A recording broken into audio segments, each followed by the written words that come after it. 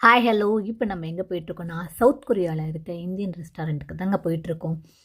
South கொரியாவில் நிறைய Indian restaurant இருக்குது. ஆனால் எல்லா இடத்துலையுமே வந்து நான் பார்த்த வரைக்கும் நிறைய நார்த் இந்தியன் டிஷ்ஷஸ் தான் இருக்குது. சவுத் இந்தியன் டிஷ்ஷஸ் நிறைய இல்லை. இன்னொன்று என்னென்னா நம்ம சாப்பிடும்போது அந்த டிஷ்ஷஸ் எல்லாமே வந்து கொஞ்சம் ஸ்வீட்டாக இருக்குங்க. ஏன்னா வந்து இங்கே சவுத் கொரியன்ஸும் வந்து இந்தியன் ரெஸ்டாரண்ட்டில் போய் சாப்பிட்றதுனால அவங்க நம்ம அளவுக்கு ஸ்பைசி சாப்பிட மாட்டாங்க. அதுவும் ஒரு ரீசன்னால அவங்க கொஞ்சம் இது வந்து ஸ்வீட் வந்து ஆட் பண்ணுறாங்க. ஆனால் எனக்கு வந்து பெருசாக அந்த ஸ்வீட் வந்து பிடிக்காதுங்க. நான் ரொம்ப கம்மியாக சாப்பிட்ற ஆள். எனக்கு செட் ஆகாது. எனக்கு ஸ்பைசின்னா நான் நிறைய சாப்பிடுவேன். ஆனால் பெருசாக நமக்கு வந்து இங்கே இருக்க இந்தியன் ரெஸ்டாரண்ட்டில் கிடைக்காது. ப்ளஸ் வந்து டிஷ்ஷஸும் வந்து நீங்கள் பார்த்தீங்கன்னா கொஞ்சம் டிஃப்ரெண்ட்டாக தான் இருக்கும். நம்ம ஊர் டேஸ்ட்டுக்கு வரும்னு கேட்டால் அந்த அளவுக்கு இல்லை. ஸோ நான் சவுத் இந்தியன் ரெஸ்டாரண்ட் வந்து சர்ச் பண்ணிக்கிட்டு இருந்தேன். அப்போ தான் எனக்கு ஒரே ஒரு ரெஸ்டாரண்ட் கிடச்சா சக்கரானம்.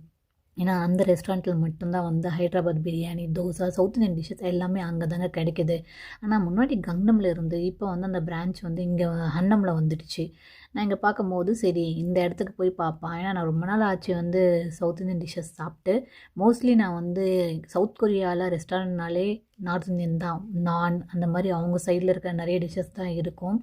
அது மட்டும் இல்லாமல் டிஃப்ரெண்ட்டாகவும் இருக்கும் கொஞ்சம். நம்ம இப்போ வந்திருக்கிறது தாங்க சக்கரா ரெஸ்டாரண்ட். இப்போ நம்ம உள்ளே போகிறோம்.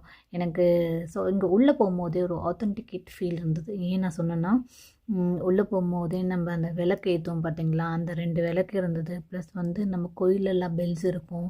இன்னொன்று வந்து வீட்டில் டெக்கரேட் பண்ணும் போது நம்ம இந்த வால்லெல்லாம் பெல் வச்சுருப்போம் பார்த்தீங்களா, அந்த மாதிரி இருந்தது. எனக்கு வந்து இந்த ஆத்தென்டிகேட் வந்து ரொம்ப பிடிச்சிருந்தது. ஸோ அதுக்கப்புறம் உள்ளே போகும்போது ரொம்ப ப்ளசண்ட்டாக இருந்ததுங்க. அவங்க வச்சுருக்க அந்த லைட்னிங் எல்லாமே எனக்கு வந்து ப்ளசன்ட் மூட் கொடுத்தது. ஆனால் நான் வந்து கொஞ்சம் ஏர்லியாக போயிட்டேன். ஏன்னா மோஸ்ட்லி வந்து இவங்க ஸ்டார்ட் பண்ணுற டைம் வந்து 11:30 தான். ஏன்னா சவுத் கொரியாவில் வந்து லன்ச் டைம் வந்து 11:30லேருந்து 1க்குள்ளே முடிகிறது. ஸோ அதனால் வந்து நான் கொஞ்சம் ஏர்லியாக போனதுனால வந்து எனக்கு டிஷ் இருக்குமா இல்லையா எனக்கு பெருசாக தெரியல. ஏன்னா நான் ஃபர்ஸ்ட் டைமும் வந்தது.